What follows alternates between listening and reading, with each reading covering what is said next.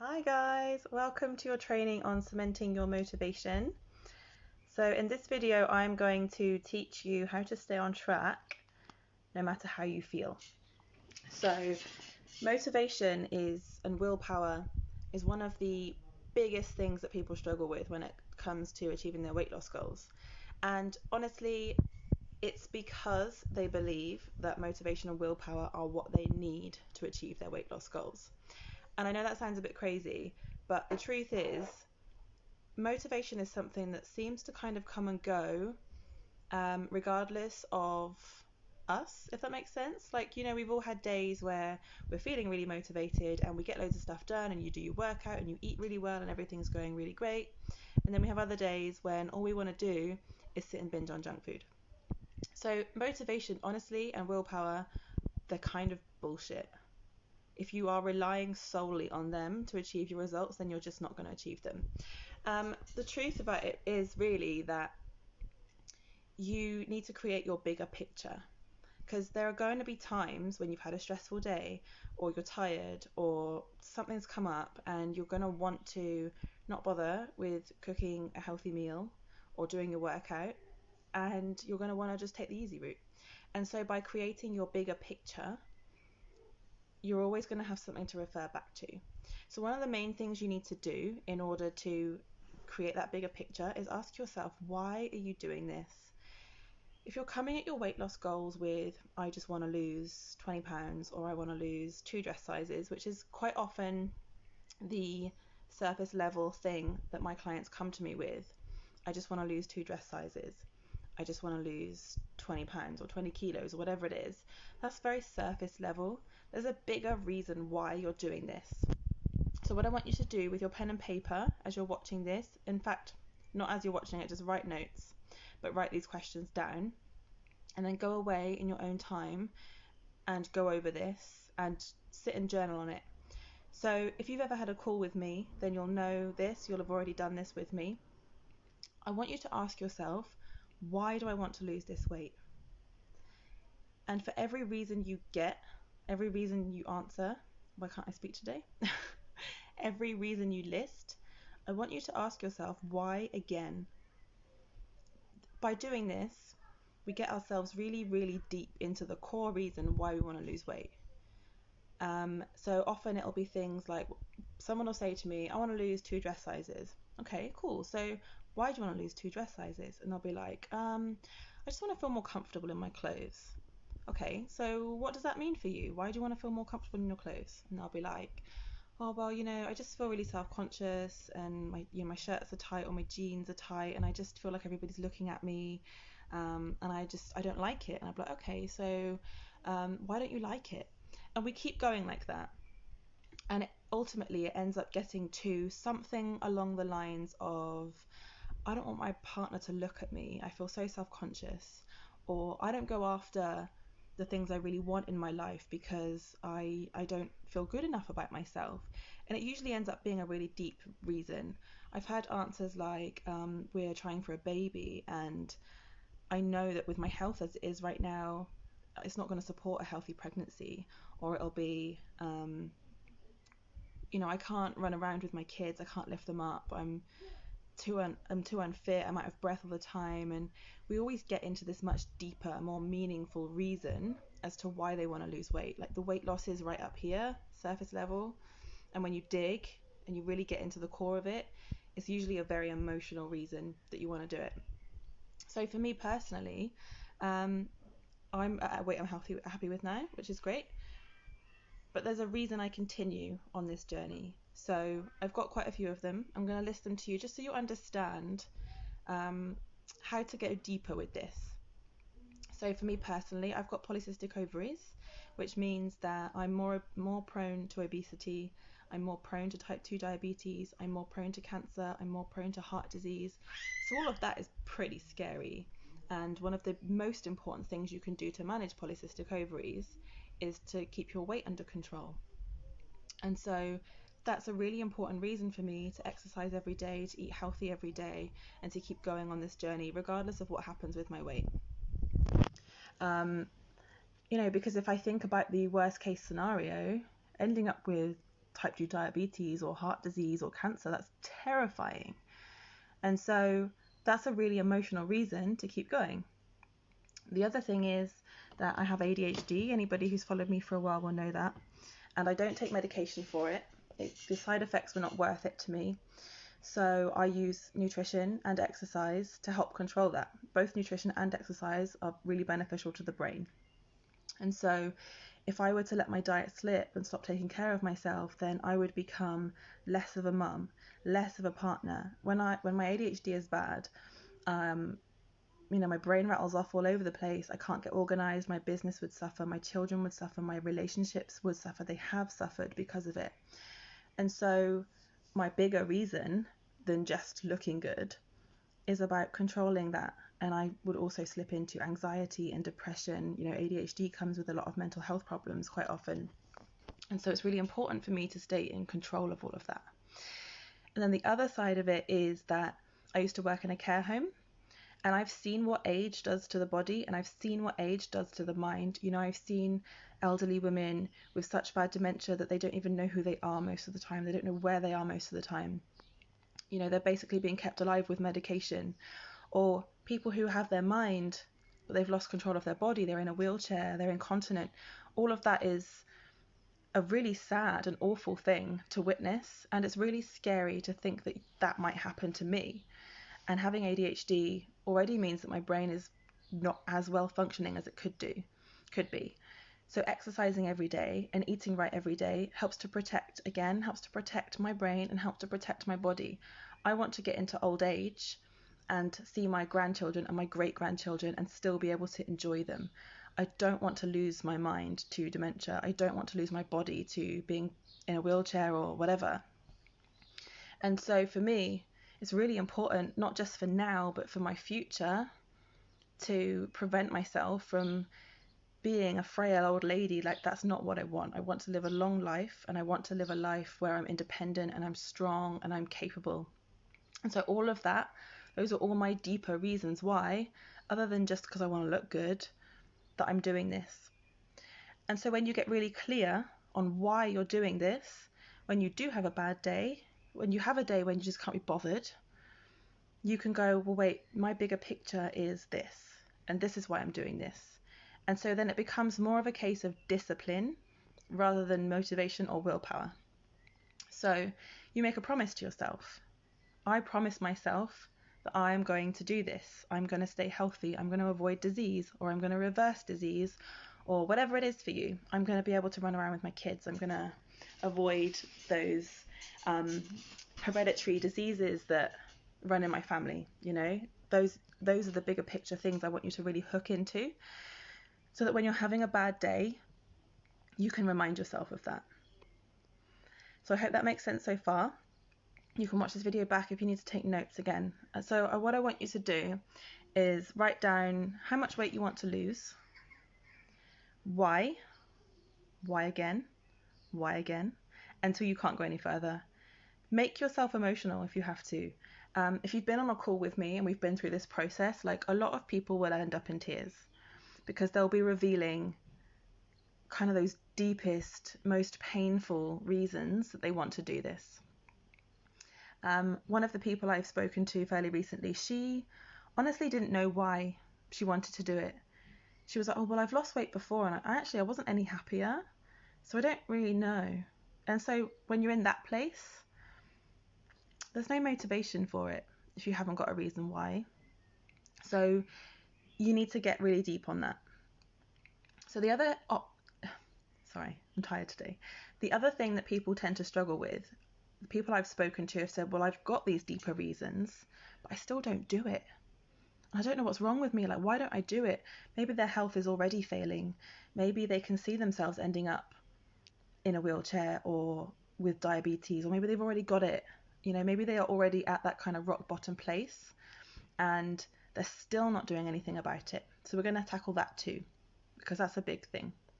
Usually, this is about your belief in your ability to actually achieve your goals. And usually, most of the people I talk to at least, and the people who are my clients, it's because in the past they have thrown themselves all in to yo-yo diets. So it'll be Slimming World, Weight Watchers, Slim Fast, the Cambridge diet, keto, paleo, or they've just gone really low calorie, or they've cut out a whole food group, and they've gone all in. And I did this for years. I tried to go all in on everything I did. I'm never eating cake again. I'm never having sugar again. I'm not going to eat any carbs.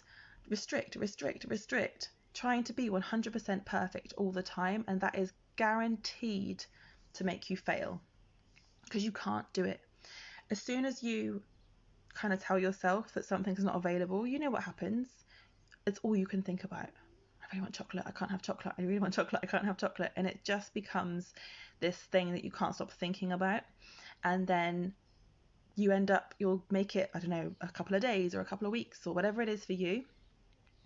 And then you just dive face first into all the ice cream and all the chocolate and all the cake and all the things you try to restrict yourself from.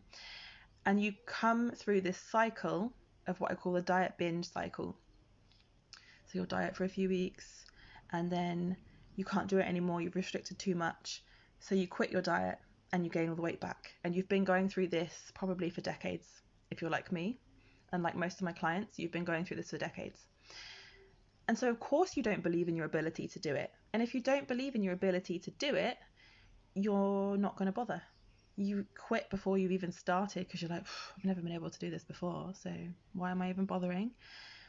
And yet you still know that you want to. And so you're like, this time it's really going to work. I'm really going to stick to it this time. I'm really going to do it. And all your friends and your family are like, yeah, okay, sure. How long is this going to last this time? And then that makes you feel ashamed. And so you just never really do it. So the key to that, honestly, is slow down. You've really got to switch your mindset away from thinking, I want to lose 5 pounds this week. I want to lose a stone in a month, which is possible. You can do both of those things, but can you sustain both of those things? Probably not.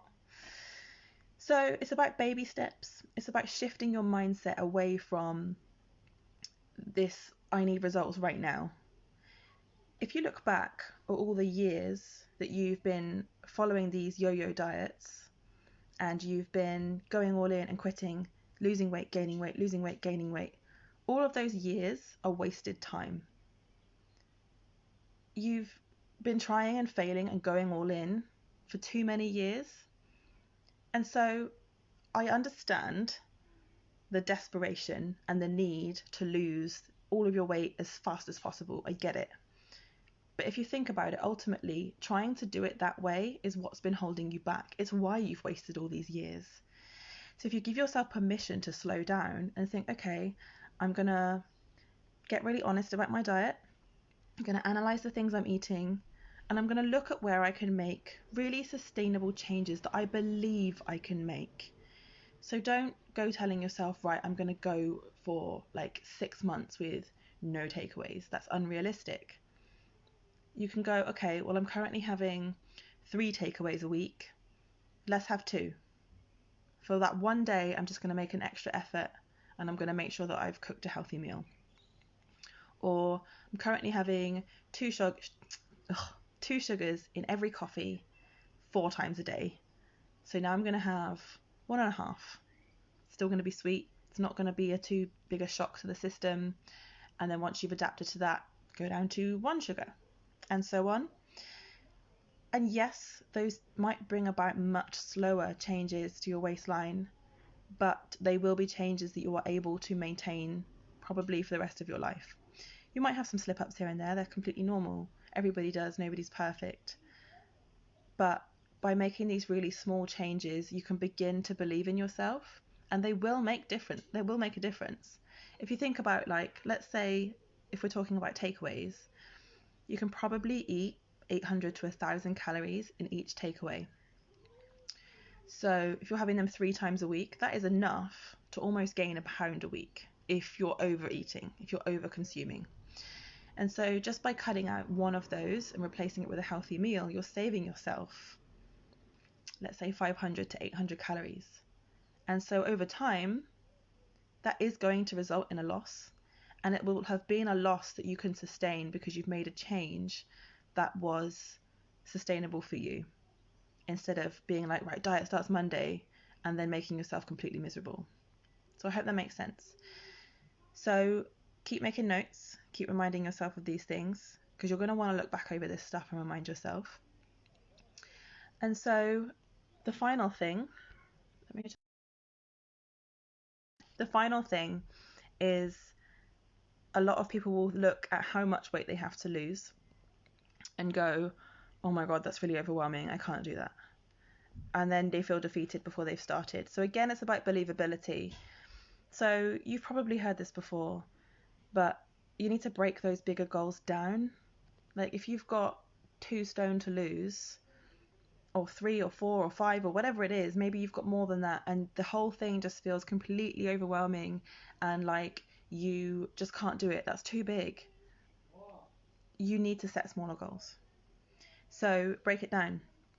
So a healthy weight loss is considered to be 1 to 2 pounds a week. So you would set out how much you want to lose, divide it into pounds, and look at how many weeks that is. If there's a lot to lose, it probably is going to look like a lot of weeks. Maybe it's even going to be more than a year. Try not to get hung up on that end goal, because again, that's what's going to make you feel overwhelmed and like you can't do it. So then look at, okay, well, let's say we go for 2 pounds a week. That is still 8 pounds in a month. That's half a stone. That's pretty awesome. That's going to make a difference. You're going to be able to see that. And then you can set up small celebrations along the way. So every half a stone, you're going to not treat yourself with food. You're going to buy a new top because you'll be a bit smaller. Or you're going to go out with your friends because you have not been socializing because you're too embarrassed about your size. Or whatever it is that's going to feel really good to you. One thing that some people do is they buy an outfit in their target size. So if you've got a hell of a lot to lose, like maybe don't do that yet, but do like one dress size smaller and have it there so you can see it. And that'll be a reminder of what you can do.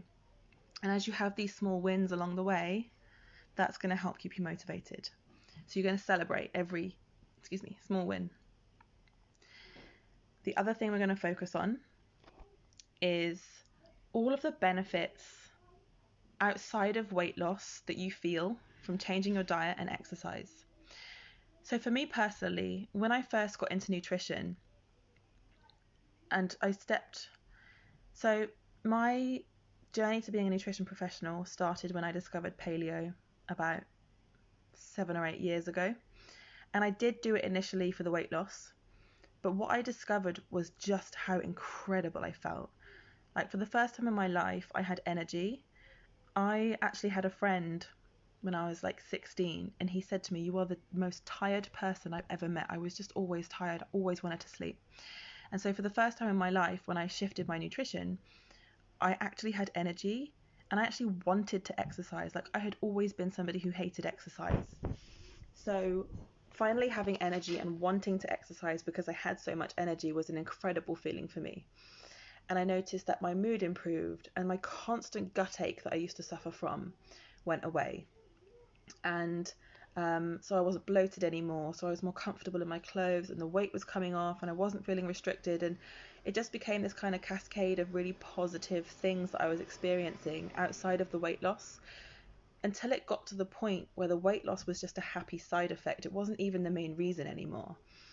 And like I said, I suffer from polycystic ovaries. We were trying to conceive at the time, and we'd been trying for already like 2 years at that point, and it wasn't working.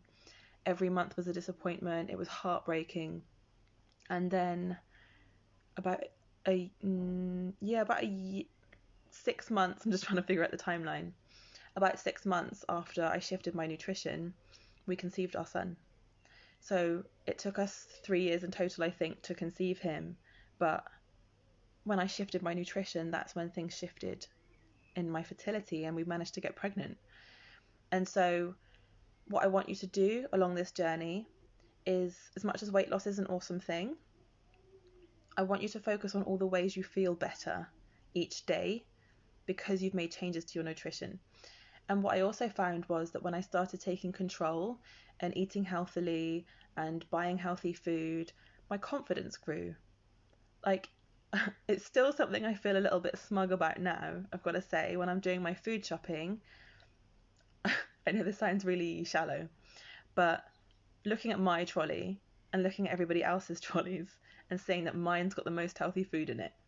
That's really, really shallow, I know. And it's not that I'm judging anybody else. I'm really not. It just makes me feel really good to see that my trolley is full of really healthy food. And unpacking it when I get home, and there's so many fruit and vegetables and, you know, like seeded whole grain bread and all of that. It just feels really good to do. If you think about, I don't know if you follow any kind of foodie type Instagram people, you look at their food and you just think, oh, that just looks amazing. You know, like when you've got your smoothie bowl with the seeds and fruit and all of that, and you just look at it, maybe it's just me, but you look at it and you're just like, wow, yeah, that just feels good to look at. And that's how you feel when you start taking care of yourself as well. There's a sense of satisfaction in knowing that you've just made a really great food choice. So I hope all that made sense. I hope it all was helpful. I don't know how long I've been live for, but those are kind of the three main components to staying motivated, if you wish to use that word. Really, I would say eliminate the word motivation and willpower from your vocabulary, because they are just bollocks, quite frankly. They will always come and go, and if you rely on them, you may as well quit. Oh God, hang on, my phone's about to give me... Sorry. I set myself like a timer on my phone to stop me being on Facebook too much, and it's about to end. So I'm pretty much coming to the end of this live, so that is good timing. So yeah, so stop relying on willpower and motivation. They are not really things. They're just, I think they were just made up, to be honest. One of my clients who's in here, I won't name her for GDPR reasons, but she messaged me a while ago and was like, I've lost my motivation. I don't want to exercise. I don't want to eat right. And honestly, my response to her was, forget willpower and motivation. Doesn't exist. Just set a time to exercise every day and do it, no matter how you feel. She was like, oh, okay. And then went on to do like 4 workouts in a row. And I know that sounds really simplistic, but you've really just got to get yourself into this kind of mindset of like, I promised this to myself. Like, we're very good at promising things to other people and going through with them, and then not giving ourselves the same grace. So do that for yourself. Set yourself that promise. Even if it's just one day this week, you're going to eat healthy, all 3 meals. Or if it's, I'm going to go for a walk, or I'm going to just do one workout, just one thing you can do. And you'll feel really good. So then maybe next week you'll do 2 things and just build on it from there. That's going to increase your confidence. It's going to increase your self-esteem. It's going to show you that you can do it. It's going to give you that in itself is going to kind of build the motivation, if that makes sense. So let me know if you have any questions in the comments, and I will come back and answer them. What I'd really like for you to do, go away, make notes, journal out what I've said to journal out, and then come back into the group and give me what you learnt from it and what you can implement from it. This kind of feedback is really helpful for you too, just to get that written down and give yourself some action steps that you can start taking. It's Monday today, so it's the perfect time to start taking action, because everybody loves a Monday for getting started. So thank you for watching. Thank you for putting up with me being slightly early, but I just wanted to make sure I came in here and did this while the kids were happy, because otherwise they'd be in and out. So I will come live tomorrow. I haven't decided which live I'm doing yet. If you have any preferences, let me know. But thank you for watching.